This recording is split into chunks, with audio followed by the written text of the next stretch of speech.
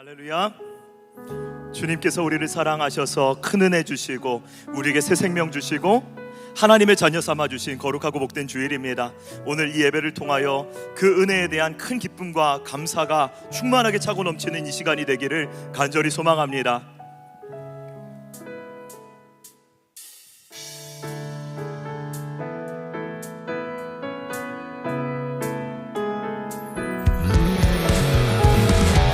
오늘도 영원토록 변치 않는 그 사랑으로 언제 어디서나 어떤 상황 속에서도 우리와 함께 하시는 그 주님의 이름을 믿음으로 함께 고백하며 나아갔으면 좋겠습니다.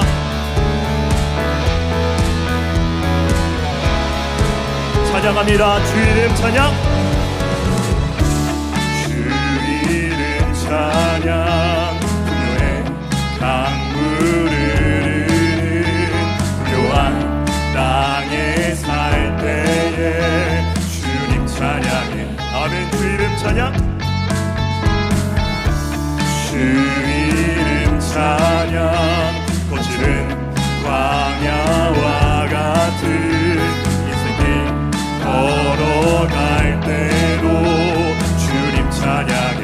아멘. 모든 축복 주신 주님, 모든 축복 주신 주님 찬양하리.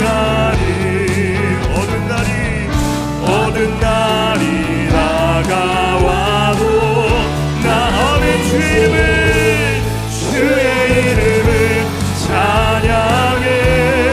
주의 이름을, 아멘. 주의 이름을 찬양해. 주의 이름을 찬양해. 영화로운 주, 아멘. 주의 이름을 찬양해. 주의 이름을 찬양해.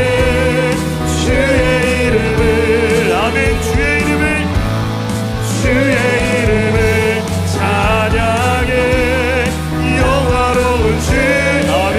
주 이름 찬양, 주 이름 찬양.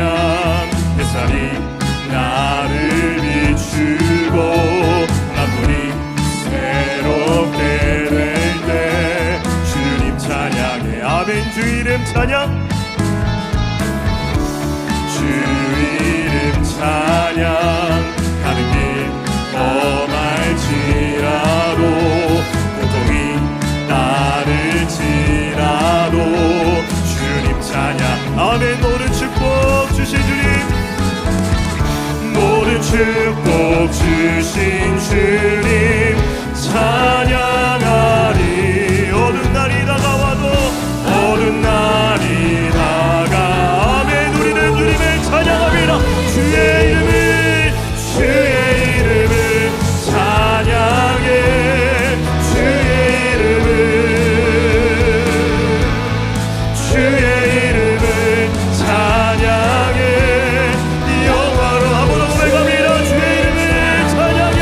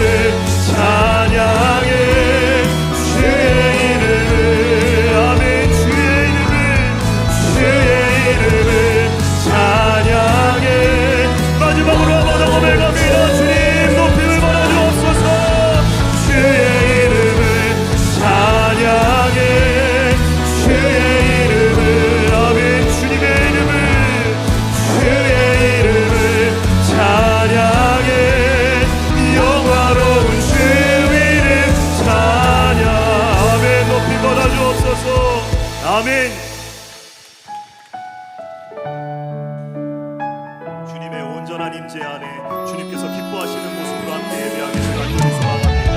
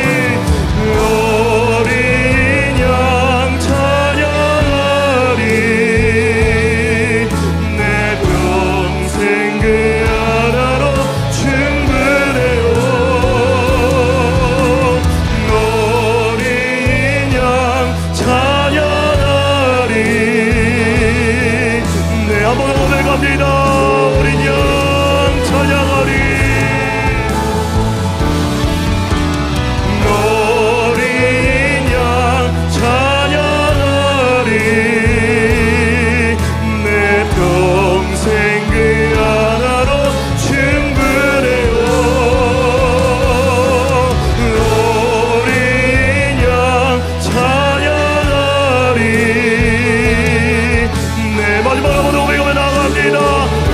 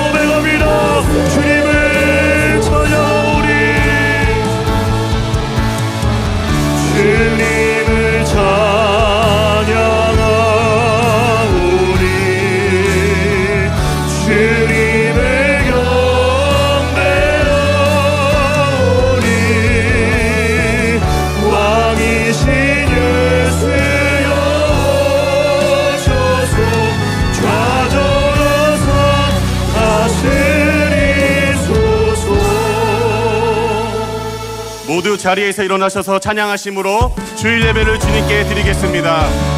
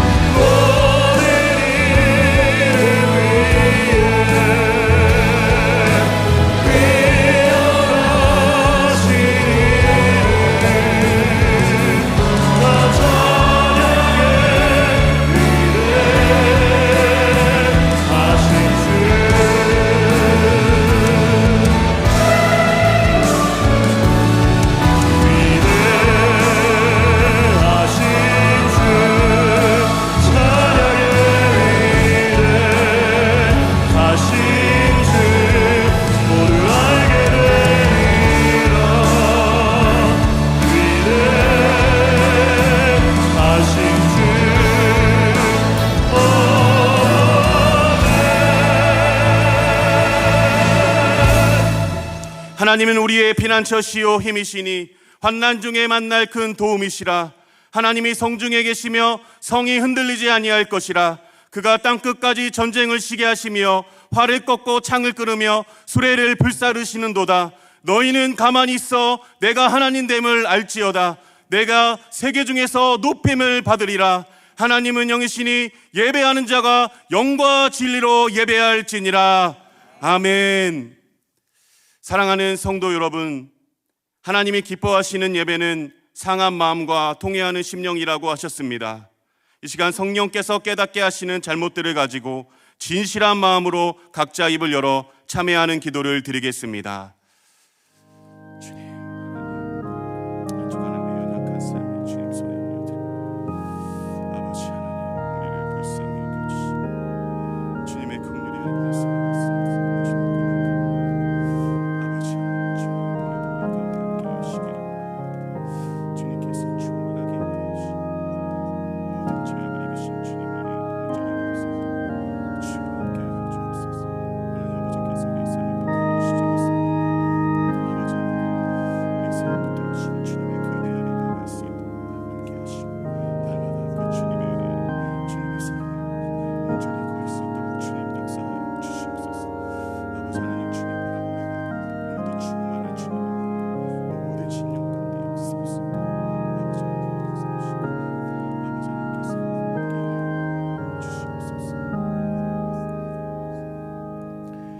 만일 우리가 우리 죄를 자백하면 그는 미쁘시고 의로우사 우리 죄를 사하시며 우리를 모든 불의에서 깨끗하게 하실 것이요.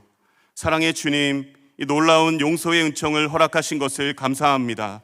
이제는 우리가 더 이상 법 아래 있지 아니하고 의뢰 안에 있기 때문에 더 이상 죄가 우리를 주관치 못하는 줄 믿습니다. 이 시간 우리를 다시 한번 성령으로 강건케 하시고 충만케 하여 주시옵소서. 예수님의 이름으로 간절히 기도드리옵나이다. 아멘. 사도신경으로 신앙을 고백하겠습니다. 나는 전능하신 아버지 하나님 천지의 창조주를 믿습니다. 나는 그의 유일하신 아들 우리 주 예수 그리스도를 믿습니다. 그는 성령으로 잉태되어 동정녀 마리아에게서 나시고 본디오 빌라도에게 고난을 받아 십자가에 못 박혀 죽으시고 장사된 지 사흘 만에 죽은 자 가운데서 다시 살아나셨으며 하늘에 오르시어 전능하신 아버지 하나님 우편에 앉아 계시다가 거기로부터 살아있는 자와 죽은 자를 심판하러 오십니다. 나는 성령을 믿으며 거룩한 공교회와 성도의 교제와 죄를 용서받는 것과 몸의 부활과 영생을 믿습니다. 아멘. 자리에 앉으셔서 찬송하겠습니다.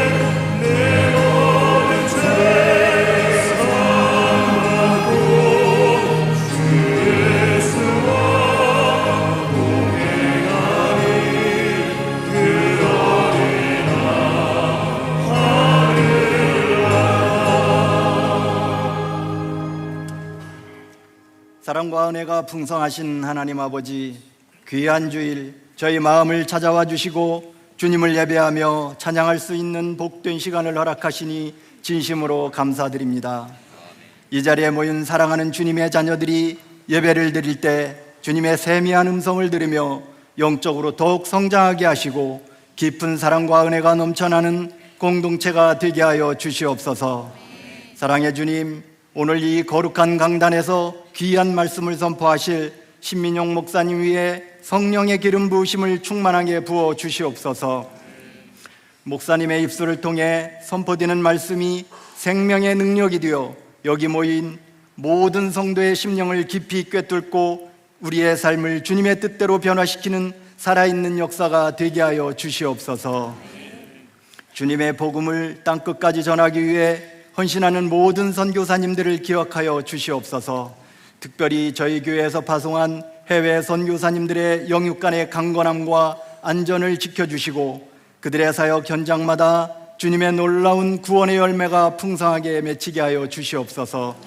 선교사역을 진행하고 있는 남아프리카 공화국과 앞으로 시작될 캄보디아 해외 단기 선교팀의 모든 일정을 주관하시어 발걸음마다 복음의 씨앗이 심겨지고 오직 주님의 영광만이 나타나게 하여 주시옵소서.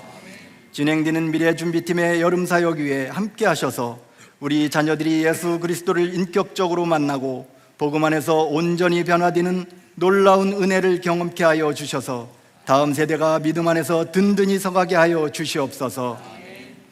6주간 진행되는 한여름밤의 금요 비전 기도회를 통해 저희에게 큰 은혜와 영적 부흥을 경험케 하심에 감사드립니다.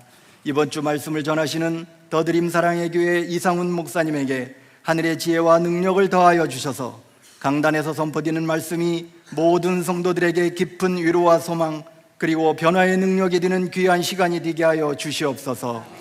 저희에게 고창, 해남, 정선, 상주, 문경 등 소중한 농촌 선교 사역지를 허락해 주심에 감사드립니다.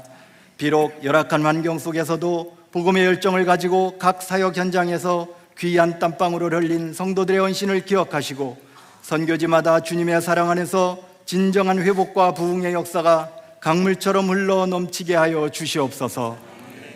이인호 목사님의 사역 가운데 복음의 열정과 생명의 역사가 충만하게 하시고 영육간의 강건함을 허락하여 주시옵소서.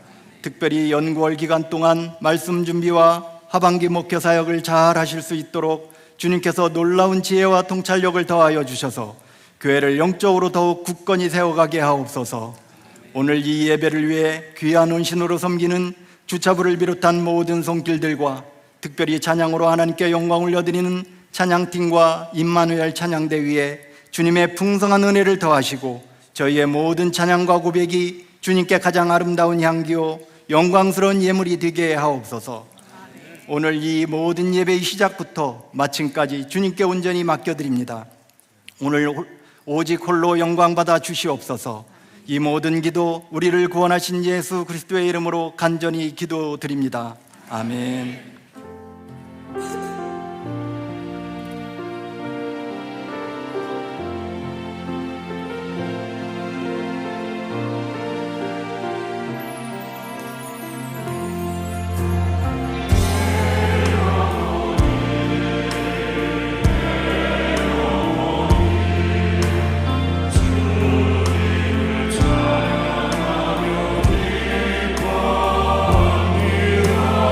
내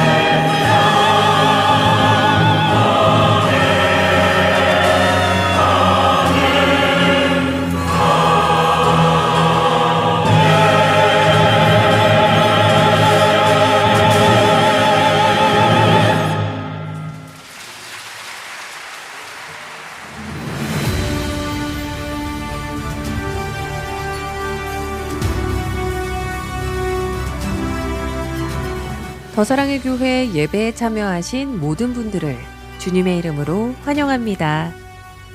새로 오신 분은 예배가 끝난 직후 3층 새가족실에 오셔서 등록해 주시면 감사하겠습니다. 가등록 후 담당 교역자의 등록 신방을 받으시면 정식 등록 교인이 됩니다. 오늘 새가족방 강의는 휴강입니다. 오늘 드리는 비전 헌금은 이음센터를 위한 한평 헌금으로 드립니다. 특별히 현재 이음중학교 설립과 소년부 예배실 확장을 위한 공사가 진행 중입니다. 성도 여러분의 후원과 관심을 부탁드립니다. 한여름밤의 금요 비전 기도회가 금요일 저녁 8시 본당에서 있습니다. 이번 주는 더드림 사랑의 교회 이상훈 목사님께서 말씀을 전해주십니다. 더사랑의 교회 성도님들 안녕하세요. 더드림 사랑의 교회를 섬기고 있는 이상훈 목사입니다. 이렇게 네팔에서 영상으로 인사를 드리게 되었습니다. 다락방과 훈련이 방학에 들어가면서 잠시 쉬고 계신가요? 하지만 진정한 쉼은 우리 주님과의 깊은 교제를 통해 얻게 되는 줄 믿습니다. 이번 주 금요일에 있는 비전 기도회를 통해 주님이 우리에게 허락하시는 진정한 쉼을 함께 경험할 수 있기를 바랍니다. 8일 금요일부터 주일까지 초등부, 소년부 여름 캠프가 여주 중앙청소년수련원에서, 중등부 여름수련회는 충북 괴산에 위치한 보람원에서 진행됩니다. 5일 화요일부터 12일까지는 캄보디아에서 여름 단기 선교가 진행됩니다. 6일 수요일부터 9일까지는 경상북도 김천, 구미, 성주에서 일청년부 국내 경북 선교가 진행됩니다. 안전하고 은혜로운 여름 사역이 되도록 성도님들의 많은 기도를 부탁드립니다. 하반기 성장반 훈련생을 모집 중에 있습니다. 신청 기간은 오늘까지이며 1층 사무실에서 신청해 주시기 바랍니다. 아울러 1대1 동반자 및 양육자반 퍼스펙티브스 모집은 8월 10일까지입니다. 자세한 내용은 주보 광고를 참조해 주시기 바랍니다. 오늘 6층 식당은 학예 방학 및 휴가 기간으로 운영하지 않습니다. 2025년도 2학기 장학생 선발, 휘튼 가스펠 아카데미 수강생 모집, 교역자 동정은 주보를 참조해 주시기 바랍니다. 할렐루야. 예배의 자리에 나오신 모든 성도님들을 주님의 이름으로 환영합니다. 우리 함께 예배드리는 소중한 분들과 이렇게 인사했으면 좋겠습니다. 좌우 앞뒤로 인사할 때 사랑합니다, 축복합니다 인사하겠습니다. 주일 예배에 처음 오신 분들을 기쁨으로 환영합니다. 등록을 하시거나 안내를 받기 원하시는 분들은 예배 후 3층 새가족 등록실로 오시면 필요한 안내와 도움을 받으실 수 있습니다. 한여름밤의 금요 비전 기도회가 은혜 중에 진행 중에 있습니다. 금요일 저녁 8시 은혜의 자리에 많은 성도님들이 오셔서 은혜 받으셨으면 좋겠습니다. 하반기 성장반 1대1 퍼스펙티브스 훈련생 모집 중에 있습니다. 많은 지원 바라고, 또 성장반은 오늘 마감입니다. 8월 15일에 진행되는 광복 80주년 수원시민 대합창 공연에 관람 시민을 모집하고 있습니다. 모집 기한은 8월 5일까지입니다. 자세한 내용은 주보를 참고해 주시기를 바랍니다. 오늘 우리에게 주시는 하나님의 말씀은 신약성경 누가복음 19장 11절에서 27절의 말씀입니다. 이 중에 11절부터 19절까지 봉독하겠습니다. 한 절씩 교독하고 마지막 절은 함께 읽겠습니다. 그들이 이 말씀을 듣고 있을 때에 비유를 더하여 말씀하시니, 이는 자기가 예루살렘에 가까이 오셨고 그들은 하나님의 나라가 당당에 나타날 줄을 생각함이더라. 이르시되 어떤 귀인이 왕위를 받아 가지고 오려고 먼 나라로 갈 때에 그 종 열을 불러 은화 10분할을 주며 이르되 내가 돌아올 때까지 장사하라 하니라. 그런데 그 백성이 그를 미워하여 사자를 뒤로 보내어 이르되 우리는 이 사람이 우리의 왕됨을 원하지 아니하나이다 하였더라. 귀인이 왕위를 받아가지고 돌아와서 은화를 준 종들이 각각 어떻게 장사하였는지를 알고자 하여 그들을 부르니, 그 첫째가 나와 이르되 주인이여 당신의 한 문화로 10문화를 남겼나이다. 주인이 이르되 잘하였다 착한 종이여, 내가 지극히 작은 것에 충성하였으니 10거울 건세를 차지하라 하고, 그 둘째가 와서 이르되 주인이여 당신의 한 문화로 5문화를 만들었나이다. 함께 보겠습니다. 주인이 그에게도 이르되 너도 5골을 차지하라 하고. 아멘. 우리 신민영 목사님께서 하나님 나라 아직 끝나지 않는 우리의 이야기라는 제목으로 말씀을 전해주시겠습니다.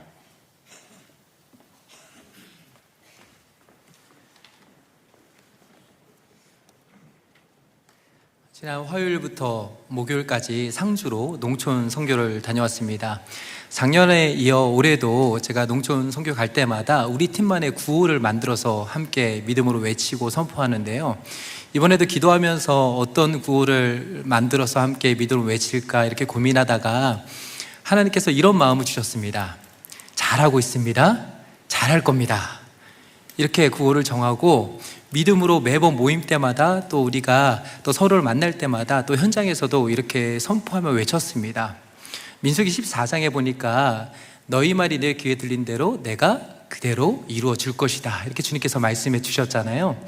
이 말씀 붙들고 제가 우리 팀원들에게 우리 만날 때마다 또 현장에 가서도 저를 향해서도 또 잘하고 있습니다, 또 잘할 겁니다 이렇게 함께 외쳤으면 좋겠다 이렇게 말씀드리고 실제로 그렇게 했습니다.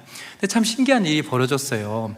하나님께서 우리가 믿음으로 선포했던 그 말 그대로 잘되게 해주시는 은혜를 주셨습니다. 그래서 오늘도 우리가 이 예배 자리에 나왔는데요, 이렇게 한번 서로 또 우리 자신을 향해서 또 우리 서로를 향해서 이렇게 좀 축복했으면 좋겠습니다. 잘하고 있습니다. 우리 또 한번 이렇게 선포할까요? 잘할 겁니다. 네. 오늘 말씀해 보니까 첫 번째 종을 향해 우리 주님께서 이렇게 말씀하셨잖아요. 잘했다. 한 주간 믿음으로 살아온, 그래서 예배 자리에 나온 우리 모든 성도님들 향해서 우리 주님께서 뭐라고 말씀하실까요? 잘했다. 잘하고 있다. 또 이제 우리는 이 예배를 통해서 또 은혜 받고 또 한 주간 살아가게 되잖아요. 또 하나님께서 우리를 응원하시면서 뭐라고 말씀하실까요? 잘할 거야. 잘할 겁니다. 이렇게 우리 주님께서 또 응원해 주실 텐데, 또 오늘 말씀을 통해서 또 우리 주님의 음성이 저 여러분 모두에게 들려지게 되길 주님의 이름으로 축복합니다. 수원 팔달구에 화홍문이라는 곳이 있습니다. 그곳을 걷다 보면 수원에서 가장 오래된 교회 중에 하나인 수원 동신교회를 만나게 됩니다. 그곳에는 일본인 선교사님 한 분의 기념비가 세워져 있습니다.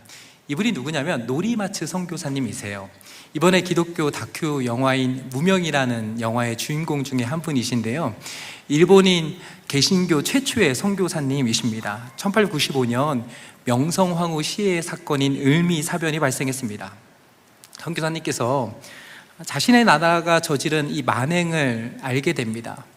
그때 하나님께서 기도하면서 조선인들에 대한 이 사죄의 깊은 마음을 주시고 이 조선인들을 사랑하는 마음을 주셨어요. 그들에게 복음을 전하고 하나님의 사랑을 전하고 싶은 그런 마음을 강하게 주셔서 가족들과 함께 조선 땅을 밟게 됩니다. 선교사님이 조선 땅에 처음 왔을 때 그가 할 수 있었던 한국말이 딱 하나 있었습니다. 그게 뭐였냐면 하나님이었습니다. 이곳에 오신 이 선교사님께서 이제 한국말을 배우기 시작하셨습니다. 한국말을 배우고 또 조선인들을 사랑하고 또 그들에게 복음을 전하기 위해 철저하게 낮추고 희생하고 섬기고 헌신하셨습니다. 사실 그 당시 조선에 와서 복음을 전한다는 것은 어찌 보면 굉장히 무모해 보이는 일이었습니다. 조선인들은 일본인이라는 이유로 냉대했습니다. 또 일본인들은 이 선교사님을 향해서 왜 조선인들을 돕고 또 돌보냐 이렇게 비아냥되기도 했습니다. 그러나 그의 삶의 가치는 오직 하나님의 나라, 주님이 사랑하시는 영혼들에게 있었습니다. 그는 오직 복음을 전하고 싶은 마음 하나 때문에 조선인처럼 먹고 입고 마시며 생활하였습니다. 그들과 똑같은 삶을 살았어요. 그의 아내도 마찬가지였습니다. 경제적으로 참 쉽지 않았는데 자기도 잘 먹지 못했는데 가난하고 힘든 조선인들을 위해서 자신의 것을 다 내어주었습니다. 그러다 보니 이 사랑하는 아내가 33살의 나이에 4명의 어린 자녀를 두고 먼저 천국으로 떠났습니다. 큰 슬픔에 사로잡힌 이 선교사님께서 우리 같으면 하나님의 나라 이야기가 참 여기에서 끝날 수도 있었을 텐데 슬픔 가운데서 이 선교사님의 사역은 멈추지 않았습니다. 하나님의 나라, 그 끝나지 않는 이야기를 계속 써내려가고 계셨습니다. 근데 그도 복음을 전하다가 결국 병이 들고 또 천국에 가시게 됩니다. 수원 동신교회에 있는 그의 기념비에는 이런 고백이 적혀 있습니다. 살아도 주를 위해 살고 죽어도 주를 위해, 시작도 사람을 위해 그 생애 충애뿐 몸소 사랑을 띠고 그 모든 소유를 버리고 부부 한 마음으로 복음을 한국에 전하여노라. 심폐에 모진 아픔 피골이 얼고 주려 수족은 병으로 어우러져 그 한국에서의 희생 극심하도다. 그러나 그 거동이 오직 의지하여 쓰고 단 즐거움으로 바꾸려 하지 않고 그 생애는 기도와 감사만이로다. 우리 많은 형제를 얻고 주와 함께 모이고 주의 영광이로다. 세상 사람들처럼 편하고 안락한 삶을 추구할 수도 있었는데, 그러나 그는 세상의 가치는 포기했고 하나님 나라의 가치를 선택했습니다. 정말 무명이라는 말 그대로 이름 없이 빛도 없이 하나님 나라를 위해, 하나님이 맡겨주신 영혼들을 위해 자신의 온 삶을 다 드렸습니다. 그는 복음이 이끄는 삶을 살았고 그의 평생에 남은 것은 딱 하나밖에 없었어요. 주님의 사랑. 그 사랑만이 남아 있었습니다. 세상의 눈으로 보면 도무지 이해할 수 없는 삶을 살았습니다. 그러나 하나님의 눈에는 가장 가치 있고 가장 의미 있는 삶인 줄로 믿습니다. 알렌 크라이더가 쓴 초대교회 길을 묻다라는 제목의 책이 있습니다. 이 책에 보니까 초대교회 성도들을 뭐라고 부르냐면 이상하지만 흥미로운 사람들이라고 불렀어요. 초대교회 당시 로마 제국에서 기독교는 불법이었습니다. 불법 종교였습니다. 그리스도인이라는 정체성은 그들에게 있어서 그 어떤 삶의 유익도 주지 않았습니다. 오히려 내가 그리스도인이라고 밝히면 사회적으로나 경제적으로 참 불이익을 당하는 그런 삶을 살았습니다. 박해나 또 조롱은 일상이었습니다. 그런데도 기독교는 빠르게 성장했습니다. 왜 그랬을까요? 그 이유는 바로 세상이 보기에 그리스도인들은 참 이상했는데 또 한편으로 흥미롭고 매력적인 사람들이었기 때문입니다. AD 200년 북부 아프리카에 살았던 그리스도인에 관해 이런 이야기가 전해지고 있습니다. 우리의 숫자가 날마다 증가하는 것은 실수가 아니라 좋은 증거입니다. 삶의 아름다움이 교인들을 인내하게 하고 낯선 이들이 참여하게 합니다. 우리는 위대한 것을 설교하는 것이 아니라 위대한 것을 살아가고 있습니다. 이들은 특별한 사람들이 아니었습니다. 뭔가 신앙적으로나 세상적으로 엄청난 업적을 이룬 사람들이 아니었습니다. 이들은 지극히 평범한 일상을 살아내고 있던 그리스도인들이었습니다. 세상이 보기엔 힘도 없고 연약하고 초라해 보이는 인생이었습니다. 그러나 그들 안에는 뭔가 엄청난 능력이 역사하고 있었습니다. 겉보기에는 남들과 다르지 않은 삶이었지만 그들의 가치관과 삶의 방향은 완전히 달랐습니다. 그들이 보여준 삶의 변화는 분명 세상 사람들이 추구하는 그런 세상의 기준으로는 도저히 설명할 수 없는 그런 삶이었습니다.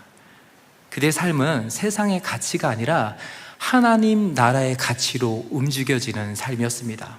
그들은 자신들의 나라 안에 살고 있었지만 하나님 나라에 속한 자로 살고 있었습니다. 그들은 이 땅을 살면서 거주민인 동시에 나그네로 살고 있었습니다. 그들은 자신들의 진짜 시민권이 이 땅이 아니라 하늘에 속해 있음을 알고 있었습니다. 그들은 평범했지만 위대한 것을 살아내고 있었던 사람들이었습니다. 그들이 위대해서가 아니었습니다. 그들 안에 뭔가 비범한 어떤 뭔가가 있어서 그들이 그렇게 살았던 것이 아니었습니다. 그들 안에 역사하고 계셨던, 그들과 함께하고 계셨던 그 하나님이 위대한 분이셨기 때문에 그들은 위대한 것을 살아낸 하나님의 사람들이었습니다. 그래서 그들의 삶은 위대한 하나님의 이야기인 복음을 살아내는 인생이었고 그 인생이야말로 가장 가치 있고 아름다운 삶의 이야기였습니다. 저 안에 사랑하는 여러분, 하나님 나라는 단지 추상적이거나 종교적인 개념에 갇힌 이야기가 아닙니다. 그것은 지금 여기서 우리가 살아내고 구현해내야 하는 실제적인 현실입니다. 예수님을 만나고 난 뒤 우리의 삶의 이유와 가치는 이전과 완전히 달라졌습니다. 이제 더 이상 우리는 세상에 우리의 삶의 가치와 이유를 두지 않습니다. 우리의 삶을 통해 주님의 나라와 뜻이 이루어지는 그것이 우리의 소망이 되었습니다. 우리가 주님 나라를 위해서 살아가고 헌신하고 섬기는 것이 바로 우리의 삶의 이유가 되었습니다. 놀이바치 선교사님처럼 초대교회 성도들처럼 하나님 나라를 일상에서 살아낸 사람들이 있었습니다. 그렇다면 오늘 살아가는 저와 여러분은 어떠합니까? 하나님 나라 이야기는 다른 어느 누군가의 이야기가 아닙니다. 믿음이 특별히 좋은 사람들만 써 내려가는 그런 이야기도 아닙니다. 하나님 나라는 지금 여기에서 우리 모두가 함께 써 내려가야 하는 우리의 이야기입니다. 저는 오늘 말씀을 통해서 우리 모두가 하나님 나라에 속한 하나님의 백성들임을 다시 기억하길 간절히 소망합니다. 그리고 우리를 믿어주시고 하나님의 동역자로 부르신 그 주님의 음성을 듣고 하나님 나라, 아직 끝나지 않은 우리의 이야기를 함께 써 내려가는 저 여러분 모두가 되시길 주님의 이름으로 축복합니다. 오늘 본문을 보면 예수님께서 하나님 나라에 대한 한 편의 이야기를 들려주십니다. 근데 여기서 먼저 주목할 점이 하나 있습니다. 그건 바로 예수님이 이 비유의 말씀을 하신 시점이에요. 오늘 보면 11절을 한번 보세요. 그들이 이 말씀을 듣고 있을 때 비유를 더하여 말씀하시니 이는 자기가 예루살렘에 가까이 오셨고 그들은 하나님의 나라가 당장에 나타날 줄로 생각함이더라. 유진 피터슨 목사님은 이 구절을 이렇게 표현하고 있습니다. 그들이 말씀에 집중하고 있을 때 예수께서 다음 이야기를 들려주셨다. 그렇게 하신 것은 사람들이 예루살렘 가까이 이르면서 하나님 나라가 금방이라도 나타날 것 같은 기대감으로 고조되어 있었기 때문이다. 지금 여기에 모인 사람들의 마음에 기대감으로 가득 차 있었습니다. 어떤 기대감으로 가득 차 있었냐면 이스라엘을 자신들을 정치적으로 해방시켜줄 그날이 이제 얼마 남지 않았다. 이런 기대감으로 가득 차 있었습니다. 그러면 이들이 기대했던 메시아는 로마 압제로부터 자신들을 해방시켜줄 그 눈에 보이는 왕을 그들은 원했습니다. 그래서 그들에게 중요했던 건 늘 언제였습니다. 언제 자신들이 이 압제에서 벗어날 것인가, 어느 누가 빨리 와서 이 메시아가 빨리 와서 자신들을 구원해 줘야 되는데, 자신들을 해방시켜 줘야 되는데 그분이 언제 오실까? 이것이 그들에게는 가장 최우선되는 질문이었습니다. 예수님께서 오병이어의 기적을 행하셨습니다. 물고기 2마리와 보리떡 5개로 그 자리에 있던 남자만 5,000명 되는, 여자와 어린 아이들까지 합하면 2만 명이나 되는 많은 사람들을 먹이셨습니다. 그들의 눈앞에 펼쳐진 광경은 정말 놀라운 기적의 사건이었습니다. 그러자 그 사람들이 어떻게 반응했냐면 예수님을 억지로 붙잡아서 자신들의 왕으로 삼으려 했습니다. 그때 예수님께서 그들을 피해 다시 산으로 올라가셨습니다. 오늘 본문에서도 사람들은 여전히 자신들의 틀 속에 갇혀 있었습니다. 그들은 하나님의 나라가 지금 당장 자신들의 눈앞에 펼쳐지길 기대하였습니다. 하지만 예수님은 그들의 잘못된 기대를 멈춰 세우셨습니다. 그리고는 하나님 나라에 대한 올바른 이해를 위해 한 편의 이야기를 들려주십니다. 이 비유는 하나님 나라가 언제 오는가에 대한 질문에 대한 답이 아닙니다. 오히려 예수님의 초점은 언제가 아니라 어떻게 살아야 하는지에 대한 말씀을 주고 계십니다. 하나님의 나라는 세상 나라들처럼 정치적으로 완성되는 나라가 아닙니다. 예수님께서 이 땅에 오심으로 하나님의 나라는 이미 시작되었습니다. 우리가 예수님을 믿음으로 우리는 하나님 나라의 백성이 되었습니다. 우리가 믿고 거듭나며 우리는 하나님 나라에 들어갈 수 있게 되었습니다. 이제 우리는 하늘의 시민권을 가진 자가 되었습니다. 그 나라에 속한 백성으로서 우리의 삶은 하나님의 나라가 이 땅에 이루어지는 그 삶의 가치를 들고 살아갈 수 있게 되었습니다. 그리고 예수님께서 다시 오실 때 그 나라는 완전하고 영광스럽게 완성될 것입니다. 그렇기 때문에 예수님은 이미와 아직 사이에서 오늘을 살아가는 그 나라 백성인 우리에게 어떠한 삶을 살아가야 하는지에 대해 말씀해 주고 계십니다. 그리고 이제 그 말씀은 한 편의 이야기로 시작됩니다. 12절부터 보면 이렇게 말씀합니다. 이르시되 어떤 귀인이 왕위를 받아가지고 오려고 먼 나라로 갈 때, 한 귀인이 있었습니다. 여기서 귀인은 왕족이거나 고귀한 집안의 출신인 귀족이라고 이해할 수 있습니다. 어느 날 그가 왕위를 받아오기 위해 먼 나라로 가게 되었습니다. 길을 떠나기 전에 자신의 종들 10명을 불렀습니다. 그 10명을 불러서 한 문화씩을 주었습니다. 그리고는 이 한 문화를 가지고 장사해라 이렇게 말했습니다.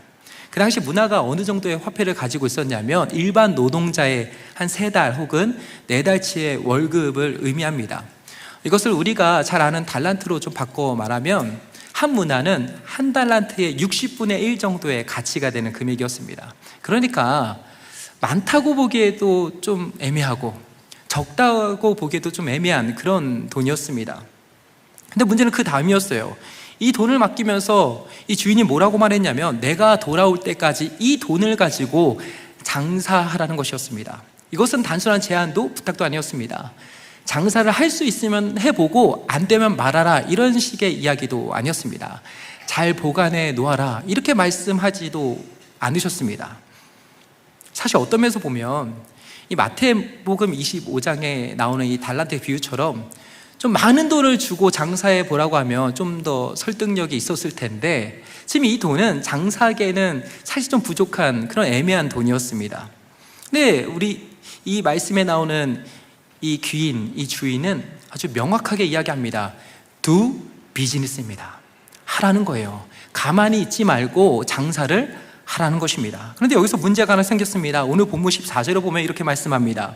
그런데 그 백성이 그를 미워하여 사자를 뒤로 보내어 이르되 우리는 이 사람이 우리의 왕됨을 원하지 아니하나이다 하였더라. 지금 뭔가 상황이 좀 쉽지 않게 흘러가고 있습니다. 귀인을 미워했던 백성들이 노골적이고 조직적인 방식으로 이 귀인을 대적하고 있습니다. 그들은 사절단을 구성했습니다. 뒤로 그들을 보내면서 지금 이렇게 말하고 있습니다. 우리는 이 사람이 우리의 왕 되는 걸 원하지 않습니다. 지금 이 사람들이 하는 표현을 한번 잘 보세요. 분명 방금 전까지 귀족이었습니다. 자신들을 다스리고 있던 사람이었어요. 이제 얼마 지나지 않으면 자신들을 다스리는 왕이 되어서 올 사람이었습니다. 그러면 최소한 존경과 존중의 태도를 보였어야 하는데 지금 이 사람들이 지금 귀인을 향해서 뭐라고 부르고 있냐면 이 사람이라고 말하고 있습니다. 이 사람이. 원어상으로 보니까 이 귀인을 향한 이 표현은 그를 경멸하는 표현이다라고 말하고 있습니다. 그들의 미움과 적개심은요, 단순한 이 미움의 감정을 표출하기 위해서가 아니었습니다. 그들은 왕권 자체를 부정하려는 악의적인 태도를 보이고 있습니다. 사실 이 장면을 통해 우리는 이 세상이 예수님을 어떻게 대하는지를 발견할 수 있습니다. 복음서를 보면 예수님을 끊임없이 부정하고 싫어하고 대적하고 심지어 죽이려고까지 했었던 그 무리들을 찾아볼 수 있습니다. 예수님께서 병자를 고쳐주셨어요. 귀신을 내쫓아 주셨습니다. 오병이어의 기적을 행하여 주셨습니다. 심지어 죽은 자까지도 살려주셨습니다. 그런데도 그들은 예수님을 받아들이지 않았습니다. 심지어 예수님을 십자가에 달려 죽이기까지 하였습니다. 사도행전으로 넘어오면 상황은 별반 달라지지 않았습니다. 예수님을 믿는 사람들은 많아졌지만 또 동시에 예수님과 교회를 핍박하는 사람도 여전히 남아 있었습니다. 이것은 오늘날도 마찬가지입니다. 세상은 예수님과 예수님을 믿는 우리를 결코 호의적으로 대하지 않습니다. 주님 다시 오시는 그날까지 세상은 그리스도인인 우리의 편이 되어주지 않습니다. 예수님은 마태복음 10장 22절에서 이렇게 말씀하셨습니다. 또 너희가 내 이름으로 말미암아 모든 사람에게 미움을 받을 것이나 끝까지 견디는 자는 구원을 얻으리라. 요한복음 16장 33절 하반절에서도 이렇게 말씀하셨습니다. 세상에서는 너희가 환난을 당하나 담대하라. 내가 세상을 이겨노라. 오늘 우리 주님께서 이 땅을 살아가는 그 나라 백성인 우리에게 주시는 첫 번째 메시지가 바로 여기에 있습니다. 우리 주님께서 이렇게 말씀하시는 거예요. 끝까지 버티고 견디고 이겨내라는 것입니다. 오늘 본문의 이야기를 보면 결국 귀인은 왕위를 받아가지고 돌아왔습니다. 백성들이 온갖 수단과 방법을 가지고 또 그렇게 사용해서 이 왕권을 막아보려 했지만 그들의 노력은 다 실패로 돌아갔습니다. 그리고 27절에 보니까 이렇게 말씀합니다. 그리고 내가 왕됨을 원하지 아니하던 저 원수들을 이리로 끌어다가 내 앞에서 죽이라 하였느니라. 세상은 여전히 우리를 향해 외치고 있습니다. 예수가 우리의 왕 되는 걸 우리는 원하지 않습니다.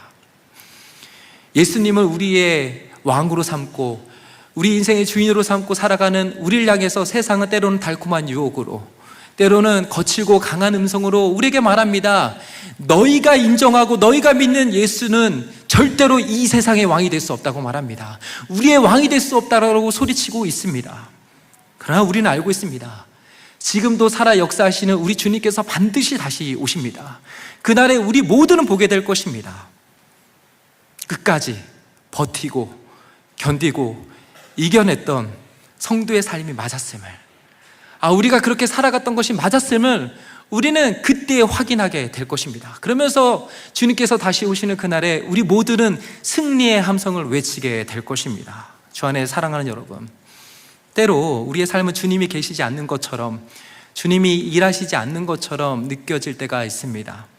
삶의 문제가 더 힘겹고 버거울수록 우리의 영혼은 세상의 소리에 두려워하고 또 위축된 마음이 들 때도 있습니다. 견고했던 믿음의 토대가 세상의 풍파에 금이 가고 또 흔들릴 때도 있습니다. 그러나 우리가 잊지 말아야 할 사실이 하나 있어요. 그게 뭐였냐면 우리는 하나님 나라에 속한 하나님의 백성이라는 사실입니다. 우리의 왕은 예수 그리스도 한 분밖에 없다는 사실입니다. 그럼 우리는 예수님의 왕되심을 부정하는 이 세상의 분위기에 절대로 휩쓸려 가서는 안 됩니다. 믿음의 두 발로 굳건히 서서 주님이 다시 오실 때까지 세상의 파도와 유혹 앞에 끝까지 버티고 견디고 이겨내야 합니다. 저는 소망합니다. 오늘 이 자리에 나온 저 여러분 모두가 예수님을 왕으로 모시고 세상을 거스르며 세상이 감당치 못하는 하나님의 사람들로 승리하며 살아가는 저 여러분 모두가 되시길 주님의 이름으로 축복합니다. 그런가 하면 오늘 비유를 통해 우리 주님께서 그 나라 백성인 우리에게 주시는 두 번째 메시지가 있어요. 그건 바로 지금 여기에서 주님과 함께 가장 가치 있는 삶을 살아내라는 것입니다. 이제 드디어 왕권을 손에 든 주인이 마침내 돌아왔습니다. 그가 돌아와서 가장 먼저 한 일은 종들을 불러 모으는 것이었습니다. 그는 확인하고 싶었어요. 뭘 확인하고 싶었냐면 종들이 얼마나 자신의 사명을 잘 감당했는지 보고 싶었습니다. 주인이 맡긴 사명이 무엇이었습니까?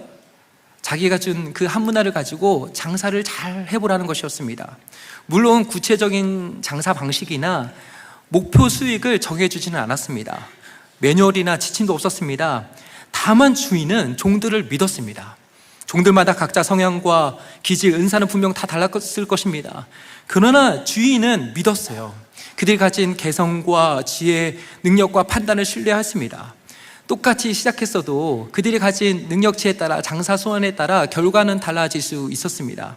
그러나 여기서 주인이 진짜 보고 싶었던 것은 딱 하나입니다. 우리 본문 17절에 나오는 충성이었어요. 신실함이었습니다.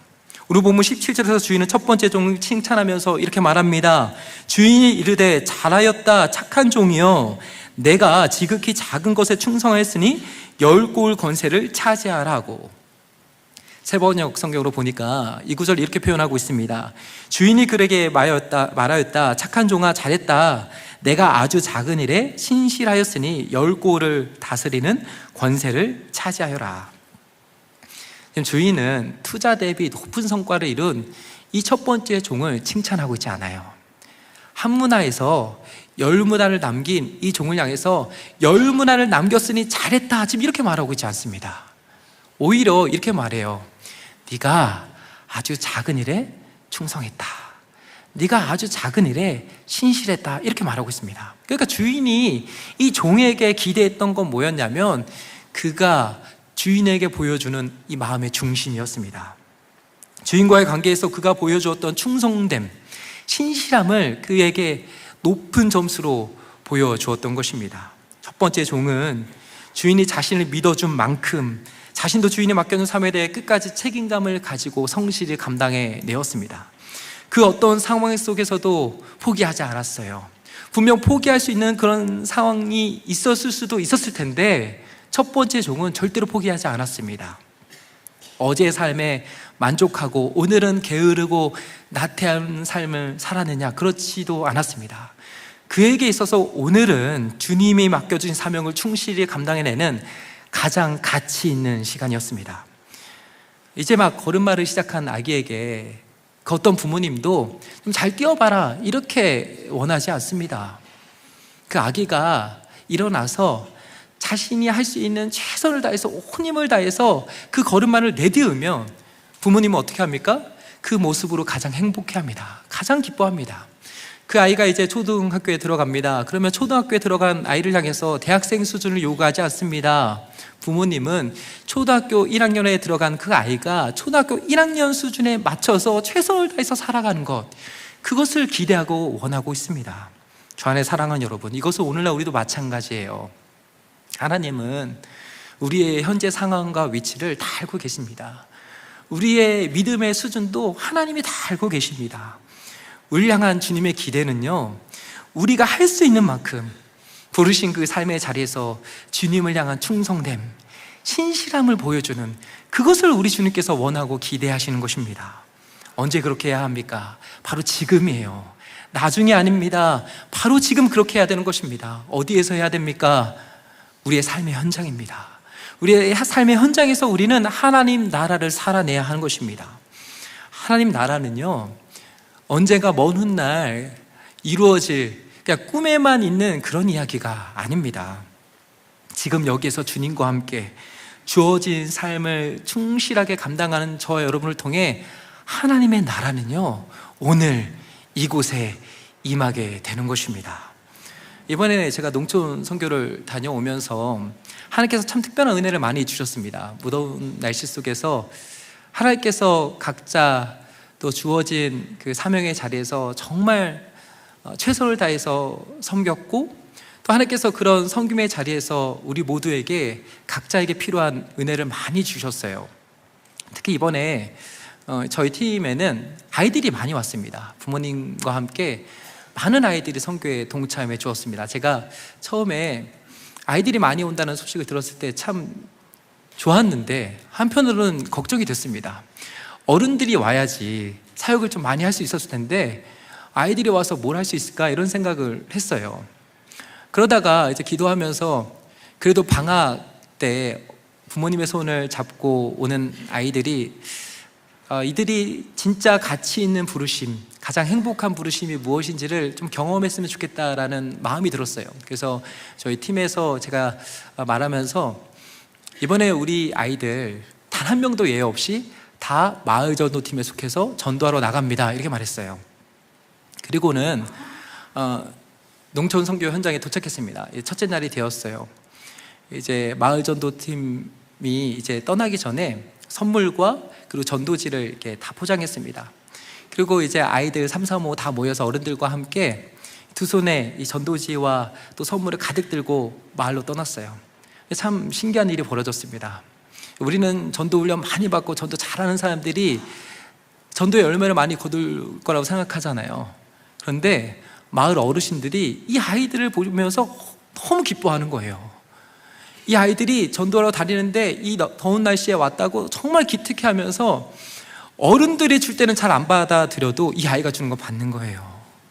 아이들이 얼마나 행복했냐면요, 첫째 날에 갔던 아이들이 두 번째 날에도 갔고 마지막 날에도 또 가고 싶다고 또 나갔어요. 이 아이들에게 있어서 가장 가치 있는 부르심, 가장 행복한 부르심이 바로 그 순간에 경험되어졌던 것입니다. 그런가 하면 이번에 저희 선교팀에 암투병 중이신 집사님이 한 분 오셨습니다. 이분은 암투병 중이시고 또 희귀병 증세까지 앓고 계셨어요. 힘겨운 싸움을 하고 계신 이분이 참 오신다는 이야기를 들었을 때 제가 좀 괜찮으시겠냐고 이렇게 말씀드렸더니 집사님께서 기도하시면서 하나님 나라를 위해서 진짜 가치 있는 삶을 위해서 내가 진짜 꼭 가고 싶다고 그러면서 신청을 하셨대요. 그래서 제가 집사님께 이렇게 말씀드렸습니다. 좀 힘드시면 할 수 있는 만큼만 하시라고, 괜찮으니까 할 수 있는 만큼만 하셔도 괜찮습니다 라고 하면서 같이 갔어요. 우리 집사님께서 이미영 팀에 속해서 사역을 하셨는데 제가 이제 마을 회관에 가서 우리 이미영 팀 사역을 보고 또 함께 섬기는데 우리 집사님께서 마을 어르신들의 발을 이렇게 마사지하고 계셔 주셨어요. 제가 집사님의 얼굴을 보는데요, 가장 행복한 얼굴을 하고 계셨어요. 암투병 중이시고 너무나도 힘겨운 상황이었는데 진짜 너무나도 행복한 얼굴을 하고 계셨어요. 그러면서 집사님이 이런 이야기를 하셨습니다. 자기가 늘 아파서 물리치료받고 누군가의 마사지를 받고 살았대요. 그런데 자기가 누군가를 위해서 이 어르신들의 발을 마사지 해주는데 목사님, 저는 지금 너무 행복해요. 지금 자기가 너무 기쁘다는 거예요. 그런가 하면 이번에 저희 팀에 이제 막 돌이 지난 아기가 함께 왔어요. 아기가 이제 형과 또 부모님과 함께 같이 왔는데, 여러분 아기가 뭘 할 수 있겠습니까? 부모님의 이제 업혀서 이렇게 지내는 아기인데, 첫째 날에 이제 자기 형은 이제 아빠의 손을 잡고 전도하러 갔는데, 이제 아기는 그렇게 할 수 없잖아요.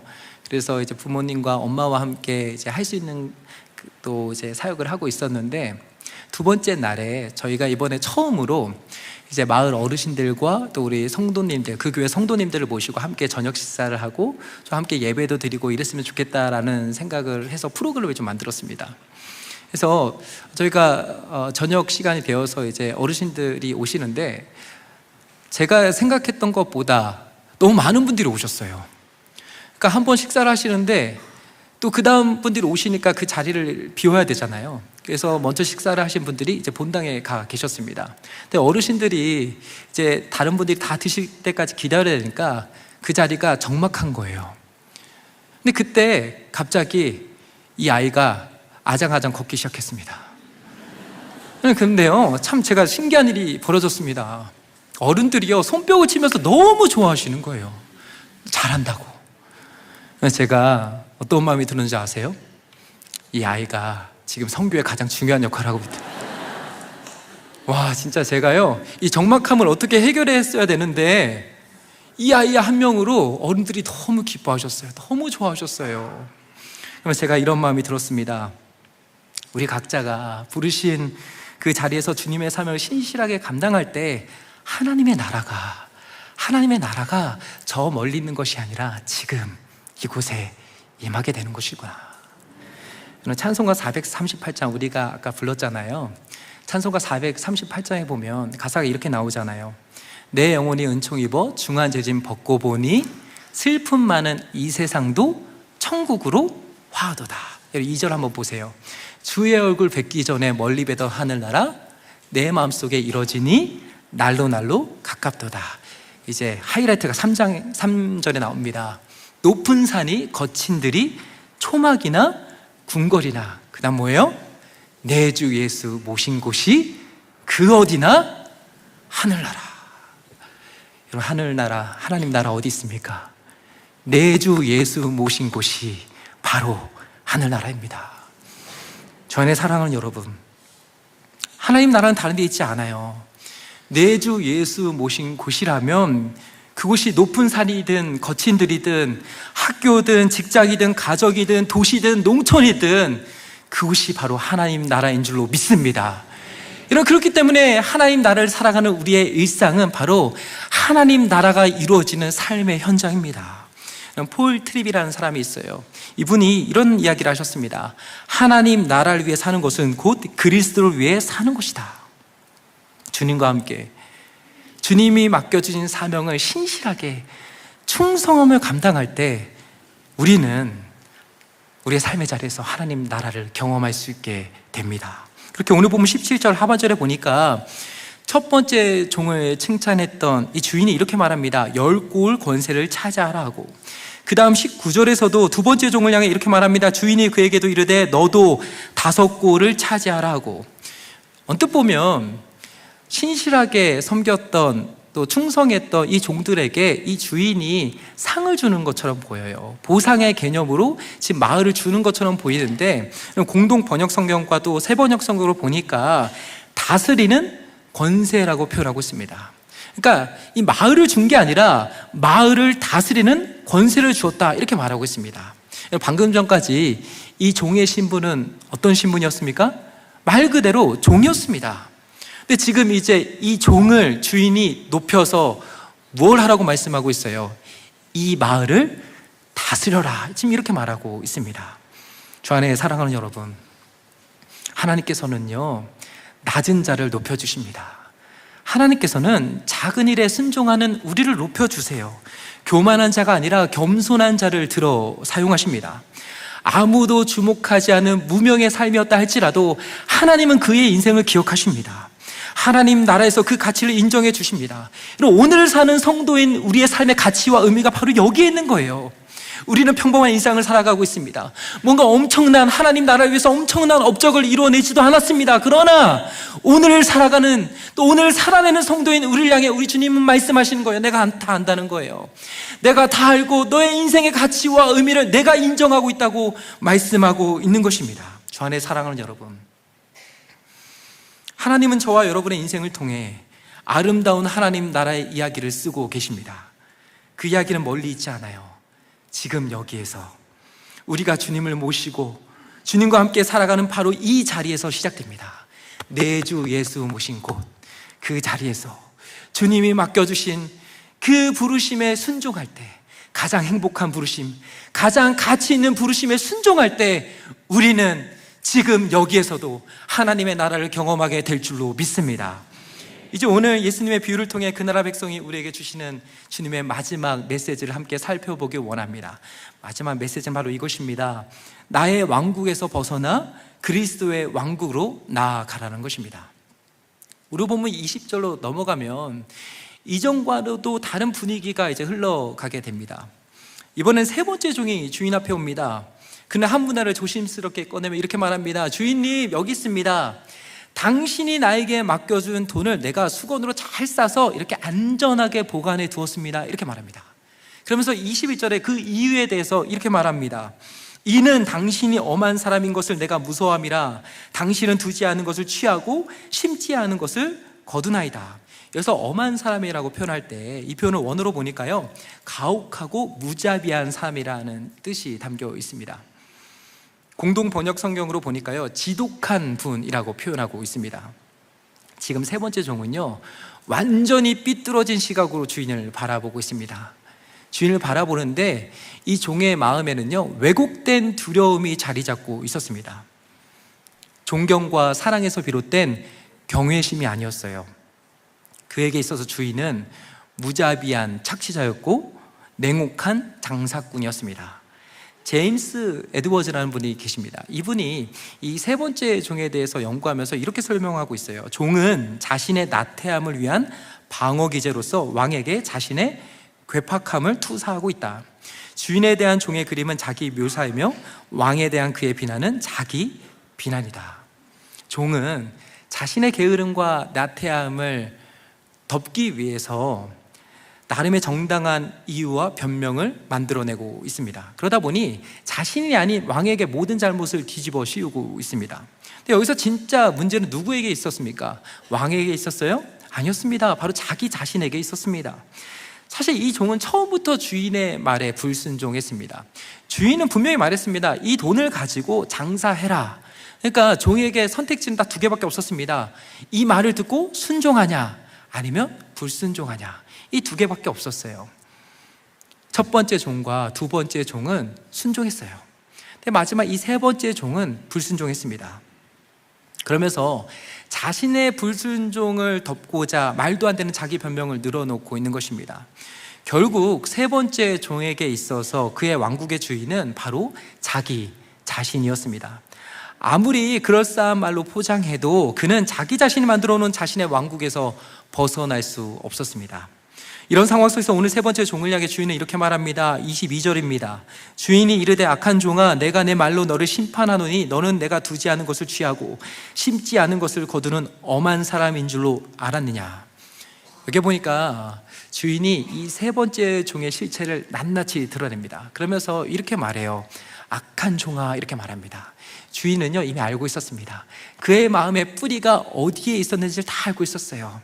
그의 마음이 악한 것으로 가득 차고 있었음을 그는 다 알고 있었습니다. 그러면서 네가 한 말 그대로 내가 심판할 것이다, 이렇게 말하고 있습니다. 다시 말해, 나의 왕국에서 나의 욕심과 그 욕망망을 추구하며 살아가던 그에게 남은 것은 결국 심판뿐이었습니다. 심지어 주인은 그가 갖고 있었던 한 문화까지 빼앗아 첫 번째 종에게 주었습니다. 26절 한번 보세요. 주인이 이르되 내가 너에게 말하노니 무릇 있는 자는 받겠고 없는 자는 그 있는 것도 빼앗기리라. 주인이 오기 전까지 주인을 위해서 아무것도 하지 않았던 그의 인생은 채워짐이 아니라 빈털터리로 아무것도 남지 않은 인생이 되어버렸습니다. 존 파이퍼 목사님이란 분이 계십니다. 이분이 쓴 삶을 허비하지 말라라는 책이 있는데요, 이 책에 보니까 자신이 어렸을 때 아버지로부터 들은 이야기 하나를 소개하고 있습니다. 이야기의 주인공은 인생 말년에 예수님을 만나고 회심한 어느 한 노인의 이야기였습니다. 교회는 수십 년 동안 그를 위해 기도했어요. 근데 그의 마음은 꿈쩍하지도 않았습니다. 기도하고 예수님을 믿으라고 말했는데 수십 년 동안 그 말을 받아들이지 않았습니다. 그의 마음은 커다란 바위 같았어요. 두드려도 깨지지 않았습니다. 그런데 어느 날 무슨 이유에서인지 이 존 파이퍼 목사님 아버님께서 설교를 하러 가셨는데 그분이 교회에 나타나셨습니다. 예배가 끝나고 찬송을 부르는데 이 어르신이 조용히 아버지께 다가와서는 손을 잡았어요. 그 광경을 보고 모두 다 깜짝 놀랐습니다. 예배가 끝나고 사람들이 다 집으로 돌아갔습니다. 교회당에는 존 파이퍼 목사님 아버지와 이 어르신 딱 둘만 나란히 앉아 있었습니다. 그리고 놀라운 일이 벌어졌어요. 그렇게 복음을 전해도 복음을 받아들이지 않았던 이 어르신이 하나님께서 그의 마음을 열어주자 복음을 받아들였습니다. 예수님을 믿겠다고 말했어요. 하나님의 백성이 되었습니다. 그때 노인은 죄에서 구원받고 영생을 얻은 뒤 주름진 그의 얼굴 위에 눈물이 흘렀어요. 이 어르신이 예수님을 영접하고 난 이후에 눈물이 막 흐르는 거예요. 그러면서 나지막한 소리로 혼자 이렇게 이야기를 했는데 이 존 파이퍼 목사님이 어린 시절에 이 이야기를 아버지로부터 듣고 평생 이 말을 가슴에 새겼대요. 헛살았어요. 여태 헛살았어요. 전에 사랑하는 여러분, 하나님 없이 살아갔던 그의 인생을 돌아보니까 세상의 가치와 욕심을 향해 그렇게 열심히 살아왔는데 헛살았다는 거예요.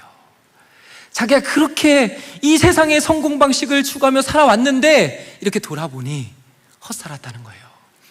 하나님을 만나고 돌아보니 자신의 인생이 헛살았음을 돌아보며 눈물 흘리는 그 어르신의 고백을 들을 수 있었다는 것입니다. 주 안에 사랑하는 여러분, 골로새서 1장 13절부터 14절을 보면 이렇게 말씀합니다. 그가 우리를 흑암의 권세에서 건져내사 그의 사랑의 아들의 나라로 옮기셨으니 그 아들 안에서 우리가 속량 곧 죄의 사함을 얻었도다. 지금 우리는 어느 왕국에서 살아가고 있습니까? 여전히 나 자신만의 왕국을 다 만들어 놓고 주님께서 우리의 인생 가운데 원하시고 기대하시는 바는 아무런 생각도 하지 않고 나 자신만을 위해 살아가고 있는 인생을 살아가고 있지는 않습니까? 주님께서 그런 우리를 찾아오셨어요. 우리에게 구원의 은혜를 주셨습니다. 흑암에 있던 나의 왕국에서 벗어나 그의 사랑의 아들의 나라로 옮겨주셨습니다. 예수님을 믿음으로 우리는 하나님 나라에 속한 하나님의 백성들이 되었습니다. 그리고 주님의 나라와 뜻이 이 땅에서 나를 통해 이루어지는 그 삶을 경험하게 하셨습니다. 저 안에 사랑하는 여러분, 우리의 인생 단 한 번뿐인 인생입니다. 하나님께서는 결코 세상의 것, 이 헛된 것만을 추구하며 살라고 우리를 부르신 것이 아닙니다. 우리를 만드시고 이 땅에 보내신 이유가 있어요. 하나님 나라, 그 영원한 하나님 나라, 가장 행복한 부르심, 가장 가치 있는 삶을 향해 하나님은 오늘도 우리를 부르고 계십니다. 저 여러분은 어떻게 살고 계세요? 예수 믿는 것 행복하십니까? 예수 믿는 우리의 삶에 정말 가치 있고 의미 있다고 여겨지십니까? 하나님께서 우리를 인정하고 계세요. 하나님께서 우리에게 말씀하고 계십니다. 잘하고 있다. 그리고 앞으로도 잘할 거다. 여러분, 이 주님의 음성을 붙들고 우리는 하나님 나라 그 영원한 가치를 향해 지금도 여기에서 하나님 나라에 끝나지 않은 이야기를 계속해서 써 내려가야 하는 것입니다. 이제 말씀 맺겠습니다. 그리스도로 온전히 따르기로 결심하고 그렇게 살았던 한 인물이 있었습니다. 그 사람이 누구였냐면 윌리엄 보든이라는 사람이 있었습니다. 이분이 이제 주님을 따르다가 이제 천국에 가신 뒤에 이제 성경책을 보니까 세 문장이 적혀 있었어요. 이 세 문장은 그가 주님을 따랐던 평생의 신앙 고백이 담겨 있었습니다. 그 세 문장이 뭐였냐면 이것입니다. 남김없이, 후퇴 없이, 후회 없이. 오늘 저와 여러분 어떠합니까? 우리가 하나님 나라를 위해서, 주님을 위해서 남김없이 우리의 인생을 다 드리면요, 하나님께서 반드시 채워주십니다. 우리가 남김없이 주님을 따르면 하나님께서 채워주세요. 여러분, 우리가 때로 길이 보이지 않아도 주님이 말씀하신 그 방향이 맞아서 그 길로 걸어가 보면요, 후퇴 없이, 믿음으로 후퇴 없이 도망치지 않고 그 길로 걸어가 보면 그곳에서 우리는 하늘의 만나를 경험하게 됩니다. 하나님의 선하심을 경험하게 돼요. 세상이 보기에 손해 갖고 실패하는 것처럼 보여도 그 선택이 주님을 위한 것이었다면 우리는 결코 후회 없는 인생을 살아갈 수 있게 되는 것입니다. 저는 소망합니다. 하나님 나라 아직 끝나지 않은 그 이야기를 저 여러분 모두가 함께 써 내려가길 간절히 소망합니다. 우리 주님께서 그렇게 우리를 부르셨잖아요. 내 주 예수 모신 곳 천국이라. 가정에서, 직장에서, 일터에서, 교회에서 하나님께서 우리를 부르신 그 삶의 자리에서 우리가 할 수 있는 만큼만, 하나님께서 기대하신 건 바로 그거예요. 그 기대에 우리가 순종하고 기쁨으로 반응하면요, 하나님께서 분명 우리의 삶 가운데 하나님의 나라를 이루어 가실 줄로 믿습니다. 이제 함께 찬양하기 원하는데요, 이 찬양 가사를 한번 잘 들어보세요. 나의 사랑 너는 어여쁘고 참 귀하다. 너는 보석보다 귀하다. 내가 사랑스럽지 않을 때도 너를 온전히 사랑하고 너와 함께하려 내가 왔노라. 여러분 어떠세요? 우리 주님께서 우리가 사랑받을 만한 자격이 있기 때문에 이 땅에 오셨습니까? 그렇지 않잖아요. 사랑받을 자격이 없는 우리를 위해서 예수님이 이 땅에 오셨습니다. 그리고 이전은 이렇게 말합니다. 주의 사랑, 이 사랑은 결코 변치 않아. 모든 계절 돌보시네. 그러나 주님의 사랑은 결코 변하지 않아요. 주님께서 우리를 향한 그 사랑은 그 어떤 것으로도 깨트릴 수 없습니다. 주의 사랑은 변하지 않습니다. 풀은 마르고 꽃은 시드나 주의 말씀은 신실해. 실수가 없으신 주만 바라라. 우리 하나님은 어떤 분이십니까? 실수가 없으신 좋으신 하늘 아버지, 그분이 그 나라 백성인 우리의 하나님이세요. 우리 하나님이 엄하신 분이십니까? 여러분, 우리 하나님이 무자비한 분이세요? 우리가 못하면 채찍을 들고 막 우리를 혼내십니까? 여러분, 그렇지 않아요. 그렇지 않잖아요.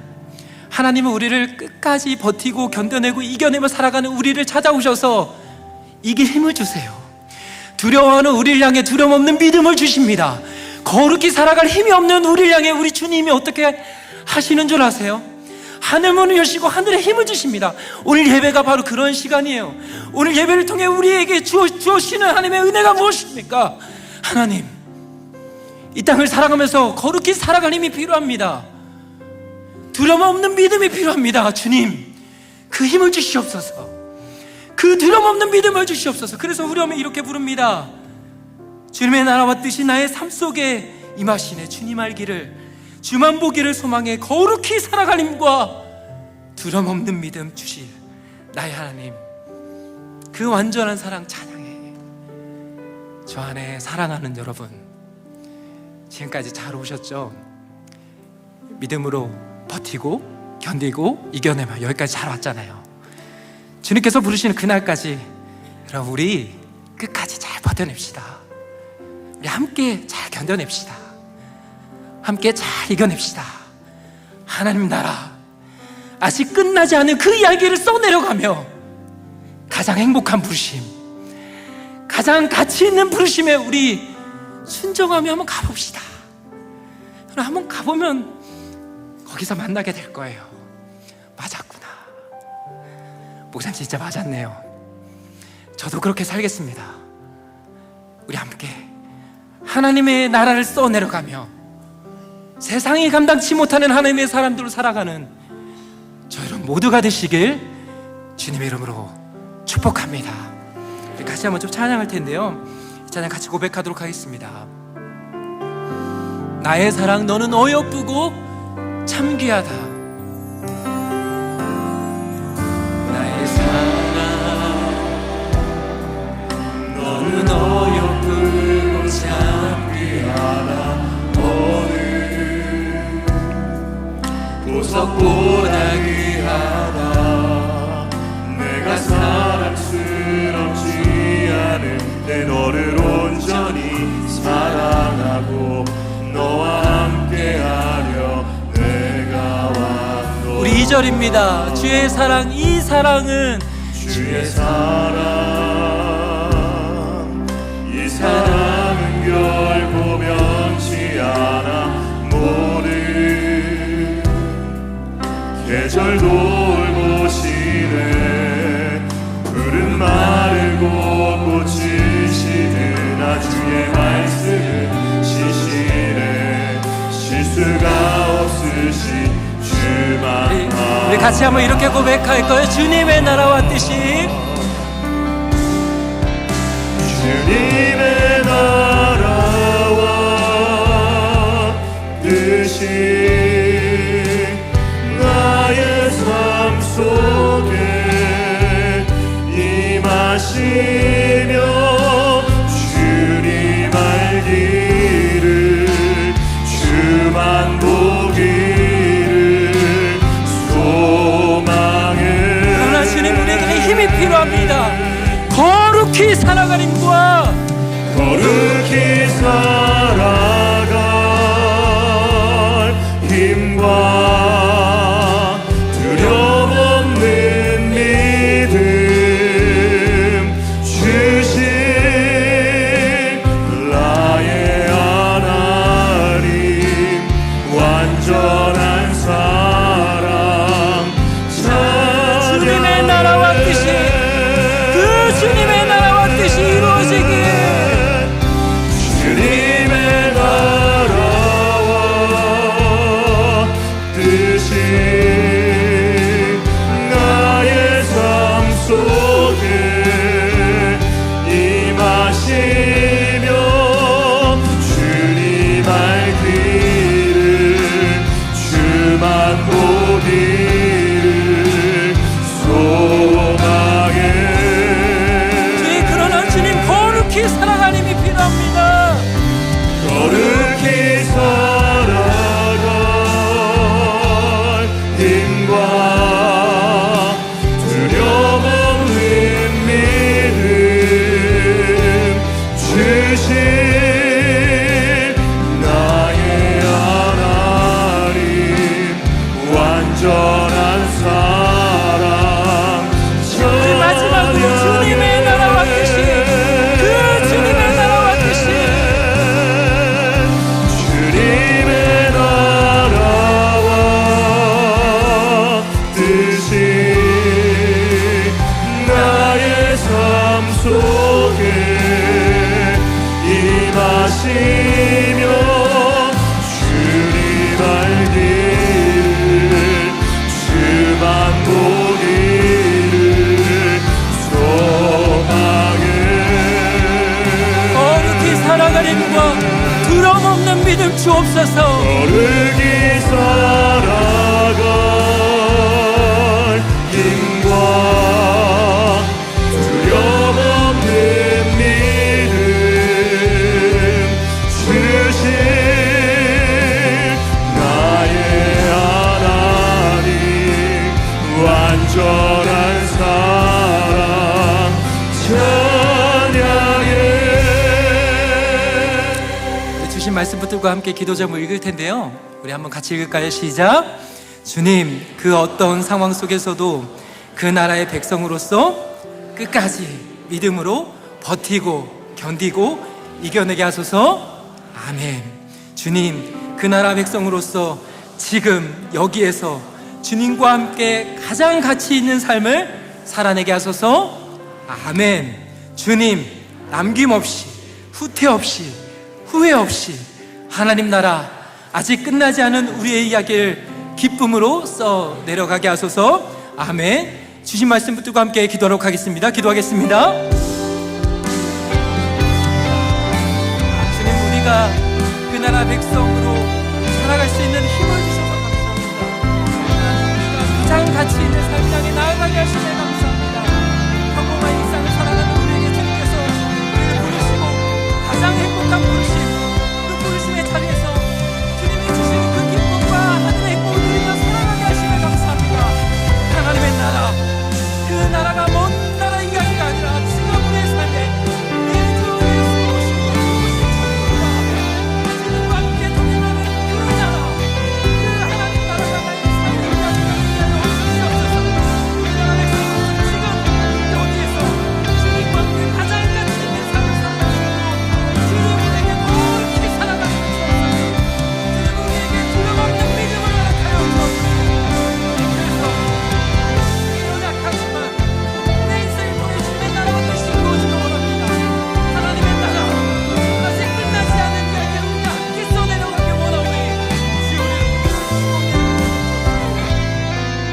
하나님 아버지 감사합니다.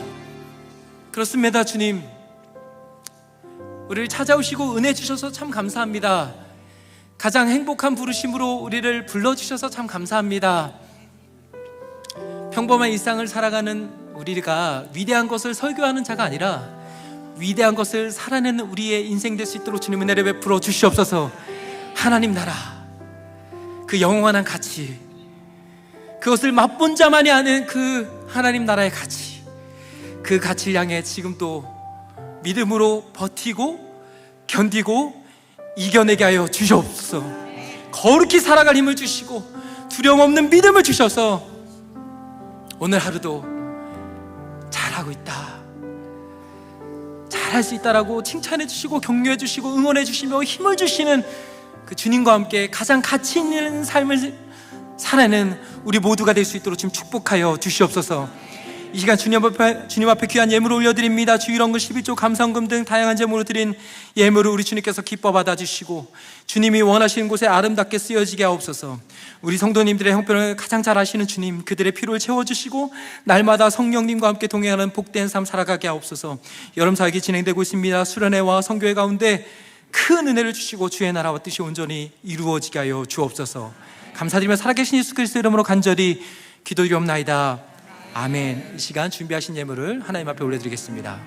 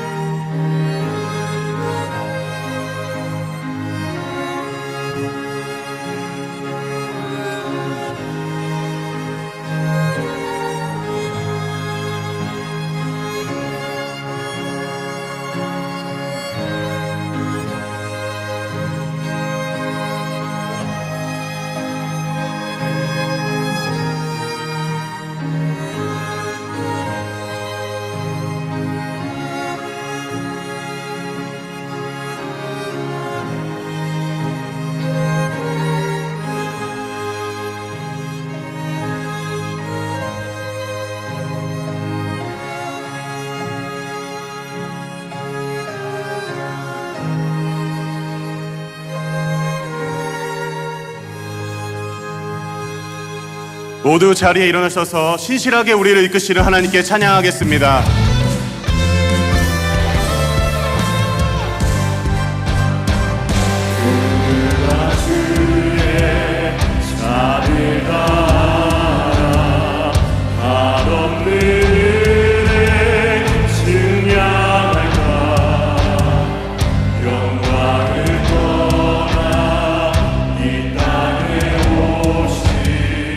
죄를 지신 그 주의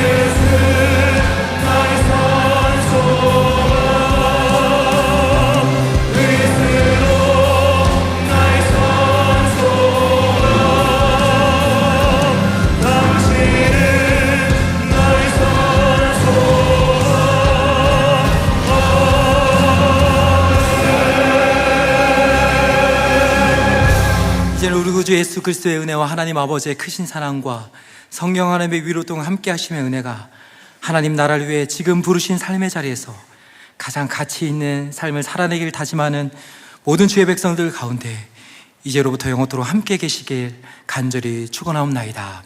아멘.